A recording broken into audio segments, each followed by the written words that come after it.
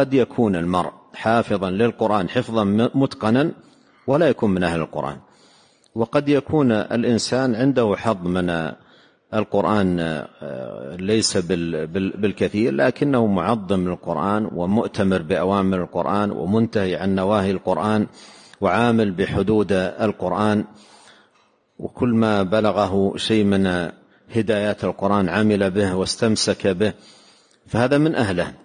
وإن لم يتيسر له الحفظ الكامل لكتاب الله عز وجل.